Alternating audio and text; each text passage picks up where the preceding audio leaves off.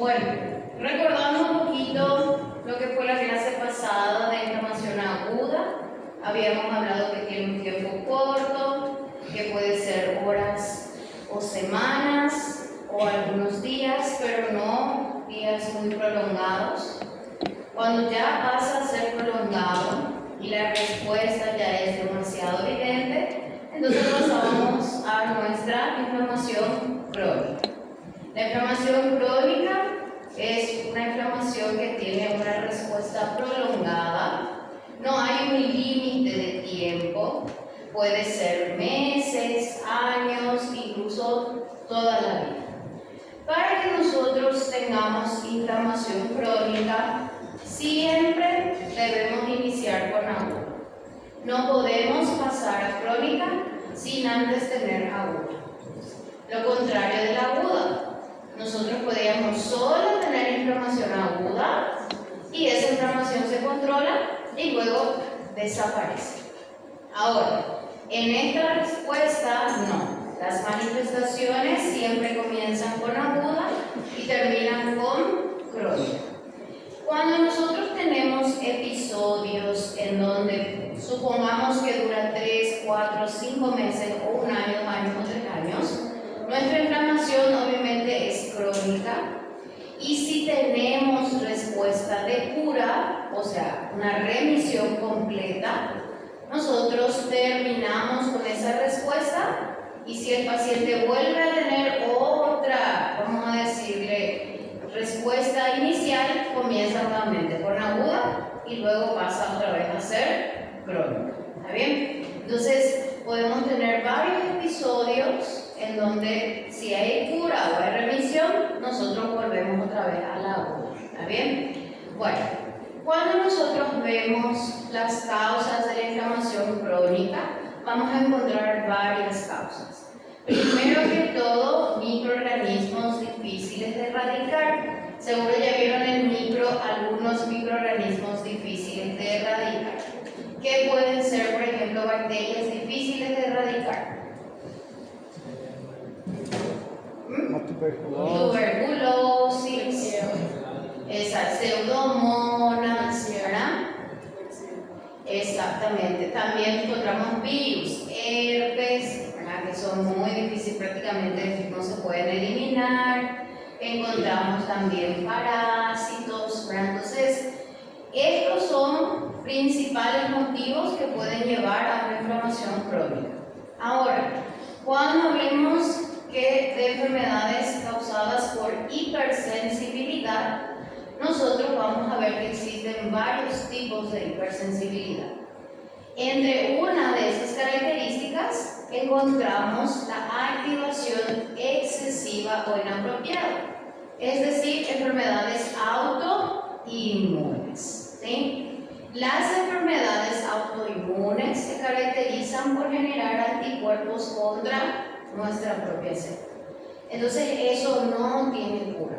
Si una vez que se inicia esa respuesta va a ser crónica hasta que llegue el último día del paciente, el paciente llega a óbito. ¿Está bien? Entonces, esa sí es una inflamación crónica prolongada.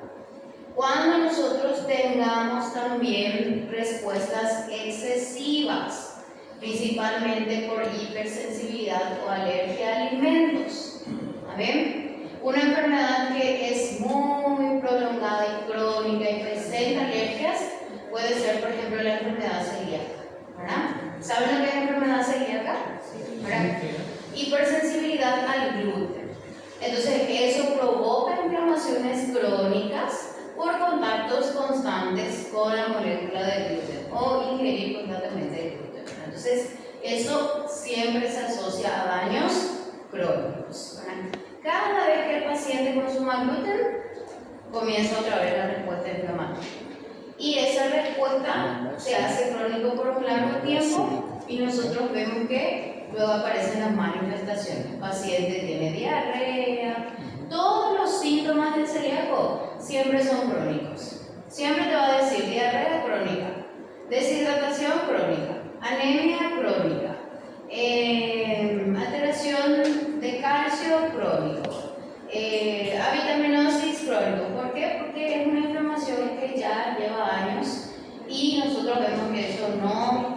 disminuye, sino que aumenta a cada contacto con el micro. También vamos a tener la exposición prolongada con agentes tóxicos que pueden ser exógenos o endógenos, ¿sí?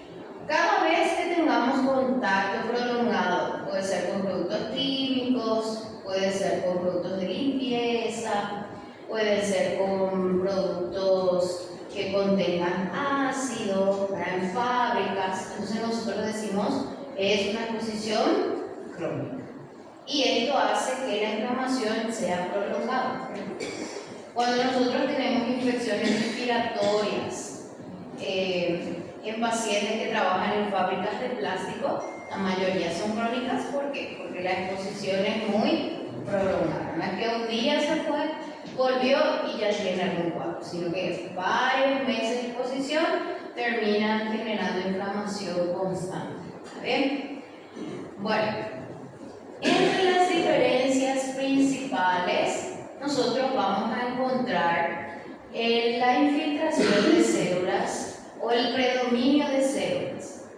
¿Cuáles eran las células que predominaban en nuestra inflamación aguda? ¿Se acuerdan?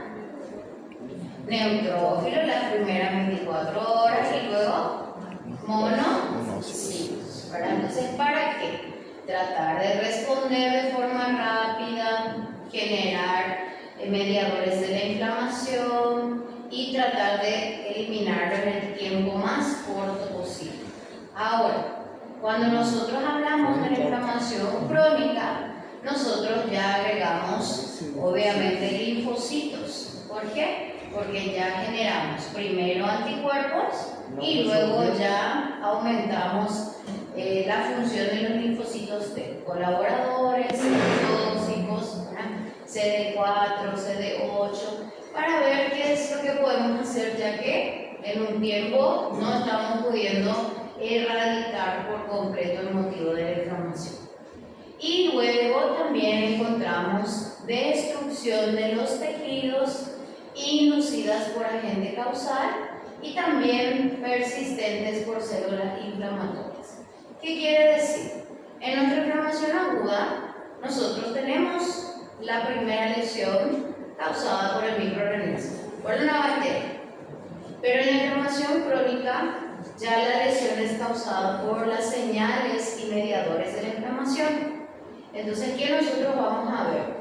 Que la lesión tisular ya es más evidente. Nosotros ya vamos a ver secreciones o exudado, yo ya voy a ver necrosis, yo ya voy a ver pus, ¿verdad? ¿Qué era pus?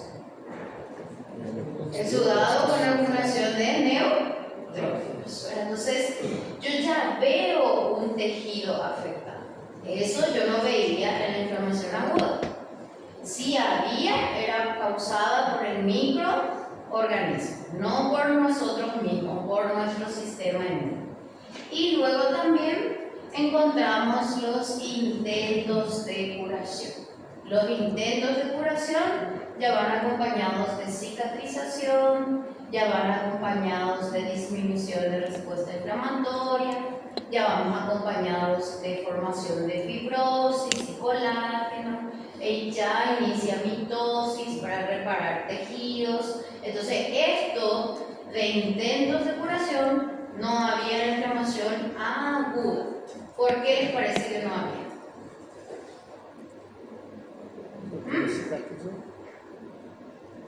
Porque hay intentos de curación en la crónica y no en la aguda.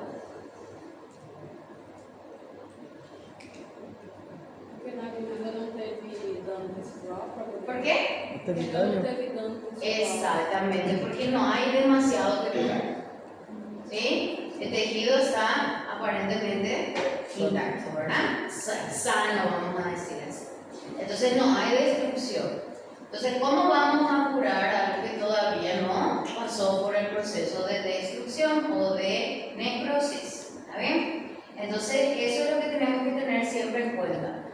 Si vemos que tiene cicatriz, si vemos que hay una lesión con fibrosis, si vemos que aparecen generalmente exudado, probablemente haya destrucción de tejidos. Ya es algo crónico, ¿verdad?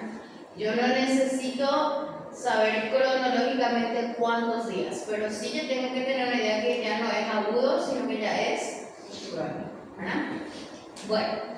Bueno, nuestras células predominantes van a ser los macrófagos, linfocitos T, linfocitos B. ¿Para qué? Para la producción de anticuerpos y también para utilizarlos a modo de células fagocíticas. Nuestra destrucción de tejidos se hace muy evidente cuando nosotros persistimos en la inflamación crónica. Cuando esa migración de células se hace constante, entonces nosotros vemos, aquí iniciamos una respuesta inflamatoria y tuvimos una migración de leucocitos. ¿Cómo llamábamos a esa migración de leucocitos? Quimiotaxia. Tanta migración, tantas células, tantos macrófagos, tantos neutrófilos comenzaron a destruir los tejidos. Y nosotros tenemos la evidencia en donde cuanto más persiste la cantidad de células, más se destruyen los tejidos. ¿Sí? Aquí ya no es protección, sino que ya es lesión celular. Cuando nosotros tenemos señales, ya vamos a ver quiénes dan esas señales de curación, nosotros vamos a encontrar ya predominio de tejido fibrótico. Este predominio de tejido fibrótico va acompañado de algo que se llama angiogénesis. ¿Saben lo que es angiogénesis? Formación de vasos. Entonces, ¿qué sucedió? Vamos a poner aquí nuestra lesión. Vamos a llamarla así. Yo tengo mi lesión y ¿por qué no usamos el vaso sanguíneo más próximo? Porque vamos a usar nuevos vasos, o sea, vamos a crear nuevos vasos. Porque puede estar produciendo vasodilatação? Sí. Mas igual câncer? No, porque si es aquí la lesión, nosotros siempre usamos el más cercano. ¿Qué sucede? Se recuerda que nuestros leucocitos tenían que atravesar la membrana de los vasos sanguíneos. Y una vez que atraviesan en exceso, comienzan a destruir el endotelio. Entonces se destruyen nuestros vasos que estábamos usando como transporte, ya también son destruidos. Entonces aquí, por ejemplo, yo ya no puedo usar los vasos sanguíneos que estaba usando.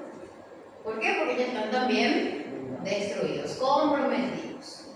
Y si no hay nada que, vamos a decir, controle el endotelio, entonces van a salir todas las células, plasma, neutrófilos, macrófagos, todas las células que estén ahí presentes. Entonces, ¿cómo yo voy a tratar nuevamente de controlar ese entorno, ese medio, generando nuevos vasos sanguíneos? Y ese estímulo de generar nuevos vasos sanguíneos es lo que nosotros comenzamos a ver como el proceso de cicatrización o intentos de curación. ¿Está bien? Este intento de curación es porque ya no tenemos un control de estamos protegiendo o estamos destruyendo. Y si hay demasiado tejido necrótico, entonces obviamente estamos destruyendo más que protegiendo.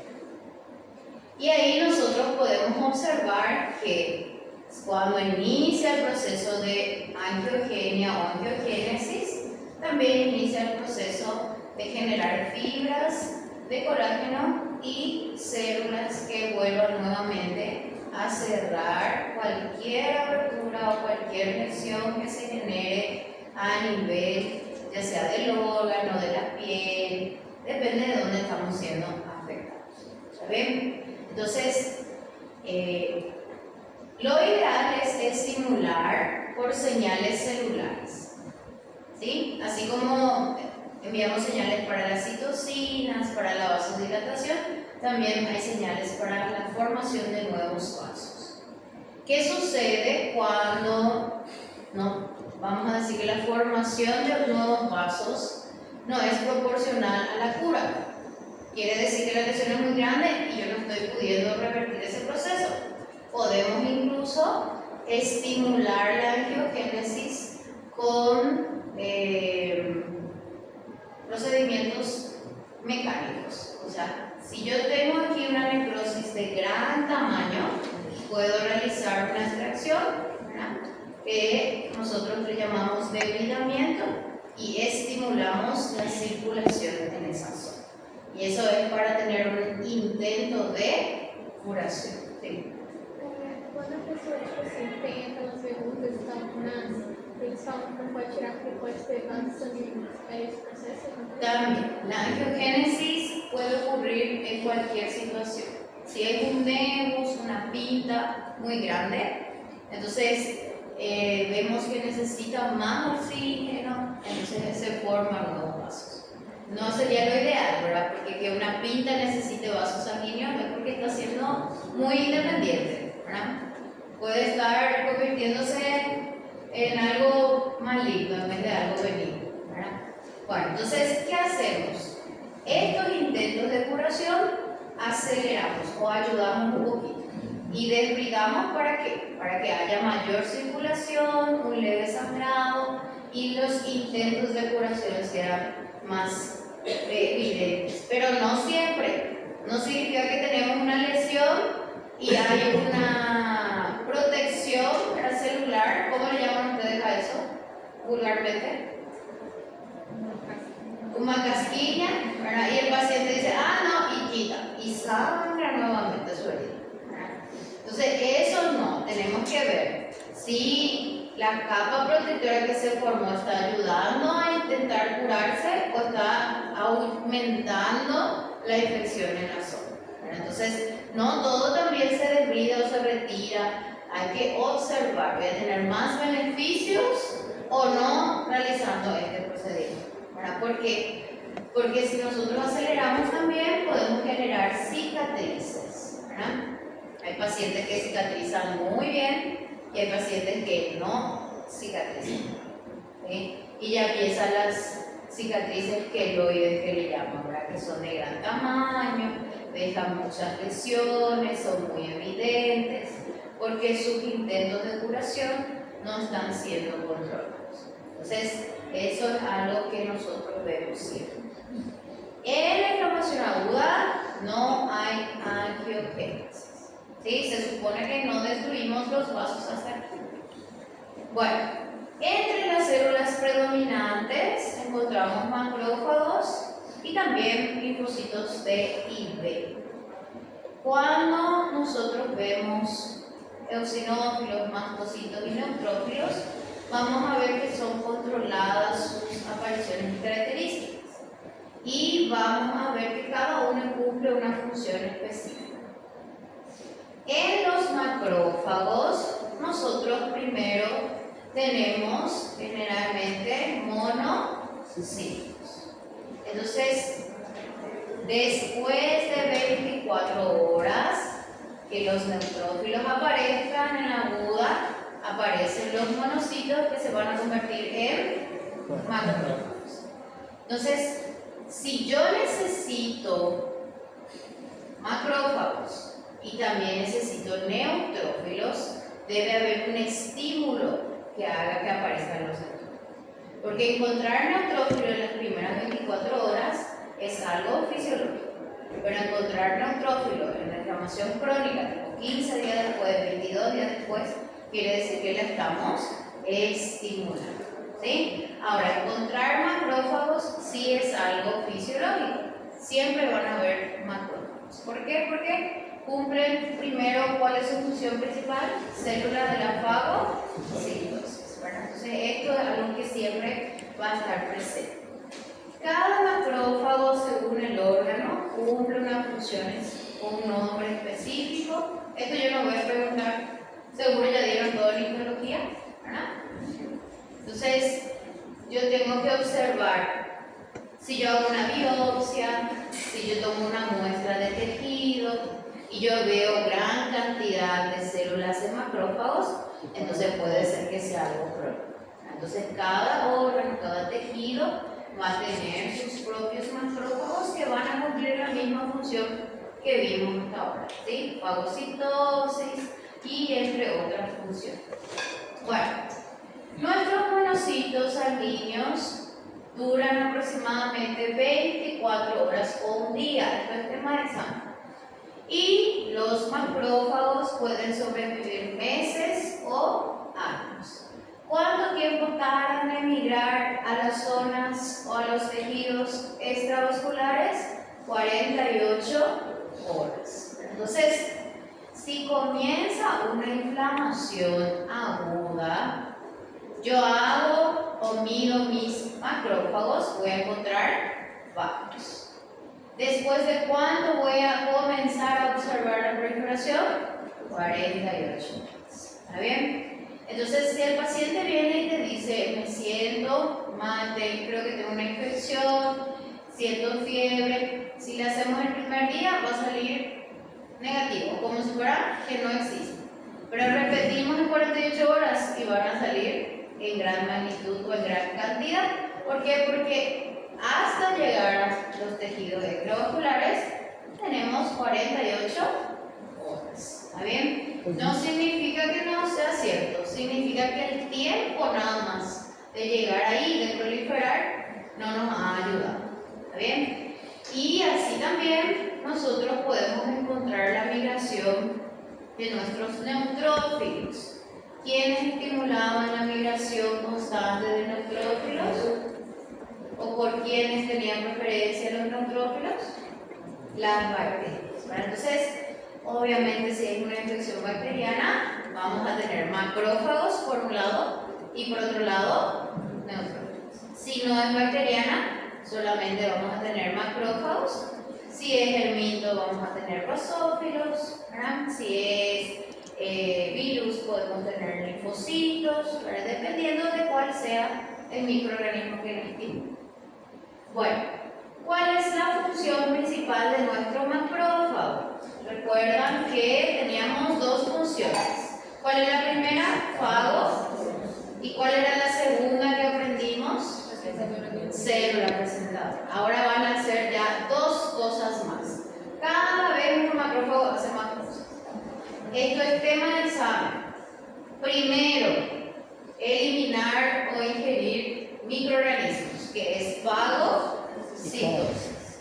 Segundo, ayuda al proceso de reparación. Los macrófagos secretan mediadores que indican el inicio de la reparación. También mediadores de la inflamación, en donde ellas contribuyen al comienzo y al fin de las señales. Entonces, dos cosas más: inicio o fin de señales inflamatorias e inicio de intentos de curación o reparación, cosa que antes no hacía. Ahora APC y fagocitosis. Entonces ahora nosotros vemos que exponen antígenos y continúa siendo una célula presentadora. ¿Cómo nosotros vamos a ver que el macrófago va a cumplir tantas funciones? Porque a veces puede ser célula presentadora, puede ser células que regeneran, pueden ser células que hacen fagocitosis. Bueno, entonces las señales van a estar indicadas a través de los mediadores, ¿sí? Y ahí nosotros vemos, macrófago, cuál va a ser su señal. Bueno, para activar nuestros macrófagos, esto es tema de examen, tenemos dos vías. Esto no es ni la vía clásica del complemento, ¿está bien? Esta es la vía de activación del macrófago. El macrófago tiene dos vías de activación. Tenemos una vía clásica y una vía alternativa. La vía clásica es inducida por productos microbianos como endotoxinas que se vinculan al receptor TLR, derivadas de los linfocitos T, en respuesta a sustancias extrañas, cristales y materias. O sea, nosotros queremos activar a nuestro macrófago para poder realizar el proceso de fagocitosis. fagocitosis. Y en la vía alternativa es inducida por citocinas y también nosotros secretamos interferones, interleucinas y linfocitos T. ¿Para qué? Para que nuestros macrófagos ya no cumplan la función de fagocitosis, sino que de curación. Entonces, aquí, tema de examen. Dos vías, clásicas y alternativas. Yo necesito que el macrófago haga fagocitosis. Entonces, la fagocitosis es estimulada generalmente por factores de necrosis y nuestro receptor TLE. Entonces ahí nosotros le decimos al macrófago: nosotros queremos que vos realices el proceso de fagocitosis y el proceso de inflamación. ¿Sí? Ahí el macrófago va a saber cuál es su trabajo en ese momento. Luego, si yo necesito que se reparen los tejidos o que el macrófago disminuya las señales inflamatorias, nosotras la activamos por vía alternativa. ¿Y cuáles son nuestros medios o señalizaciones? Las interleucinas y los factores de crecimiento. Entonces, si hay señales de factores de crecimiento, si hay señales de interleucinas, entonces nosotros queremos reparar, ¿verdad? Cada macrófago va a cumplir una función. Recuerda que los macrófagos migran hacia las zonas. Si el macrófago fue activado para hacer fagocitosis, él no va a dejar de hacer para cambiar, no. Los nuevos que van a migrar van a llegar ya y van a ser estimulados con esas señales. Porque no puede haber 3, 4 señales para la misma función. Entonces, ¿qué hacemos?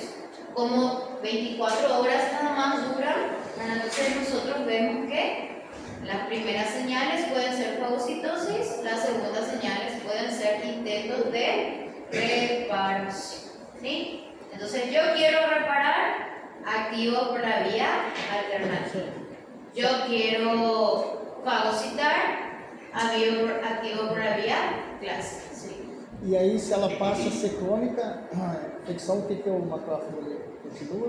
Y en la crónica ella hace reparación de los tejidos. Ainda continua fazendo reparação. En la aguda ella no hace reparación porque se supone que no tenemos destrucción de los tejidos. ¿Está bien? Não, quer dizer, a crônica. A crônica, a fase mais crônica.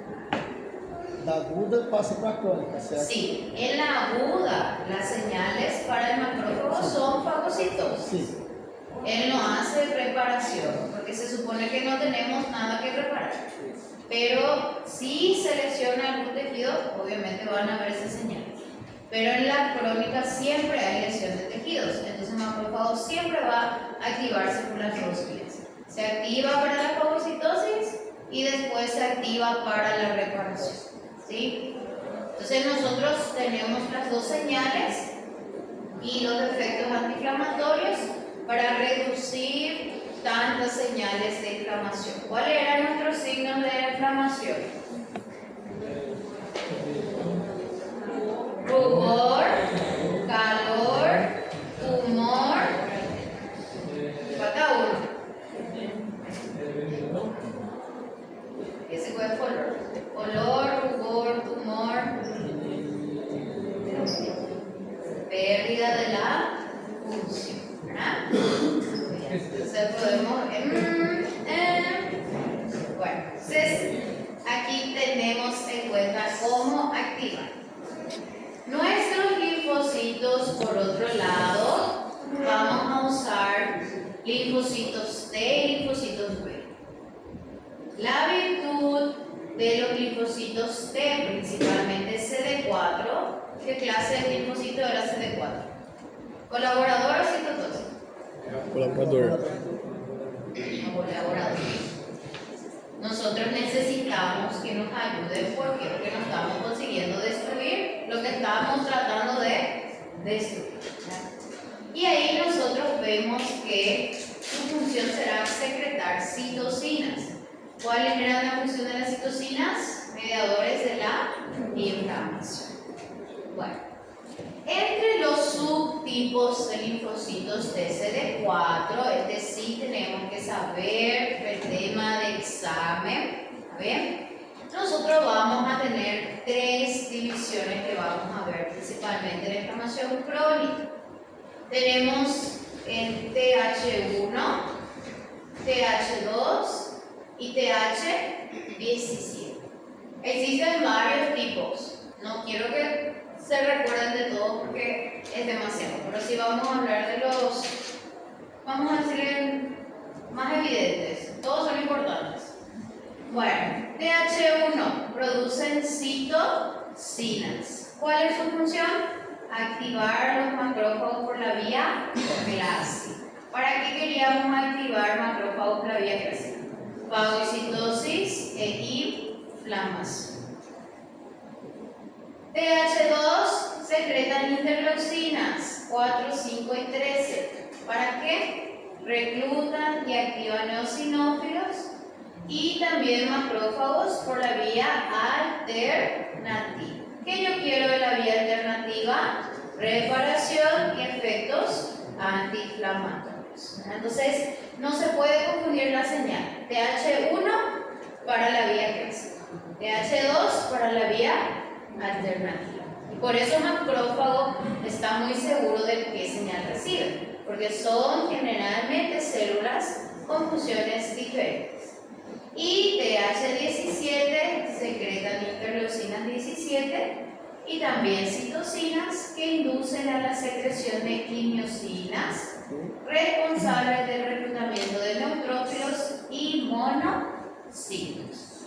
El TH17 sí está presente en la inflamación aguda.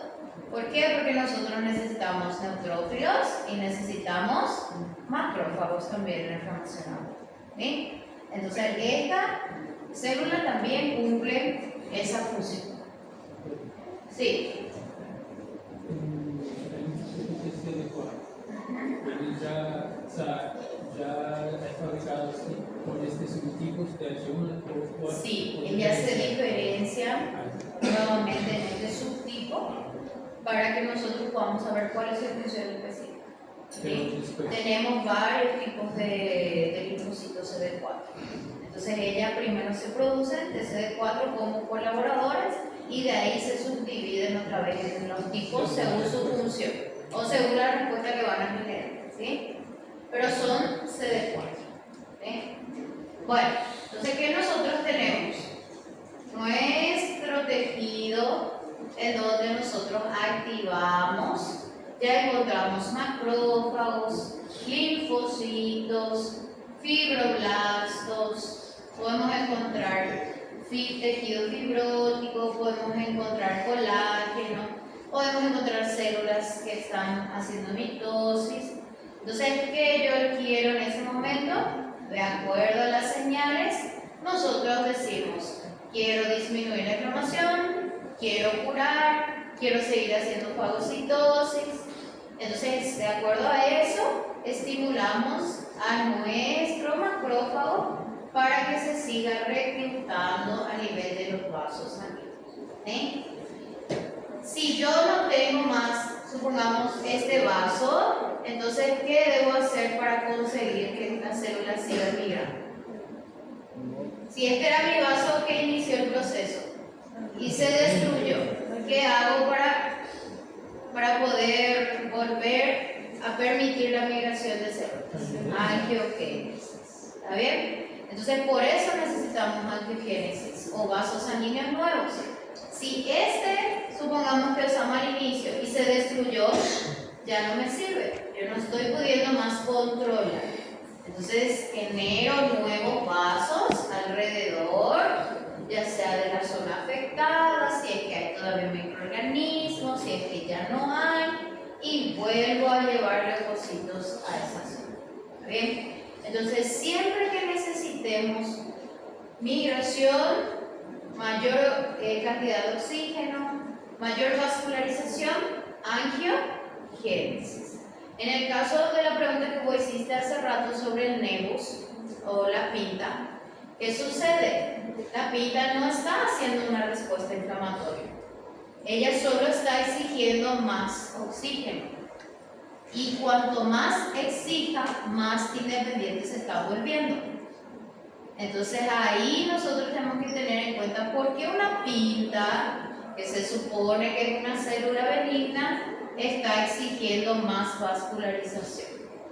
Probablemente está generando señales para proliferar o dividirse con más precisión. Entonces, así comienzan las células tumorales. Las células benignas tienen un control, pero las células tumorales exigen nueva vascularización, porque el que hay ya no es suficiente. Ella quiere ser independiente. Bien, entonces, van a escuchar mucho la angiogénesis cuando de coagulación, cuando de cicatrización, en dermatología, ¿verdad? Pero es la misma respuesta. Generar nuevos vasos para respuesta inflamatoria o para intentos de curación. ¿Bien? Bueno, vamos al recreo. 10 minutitos. 10.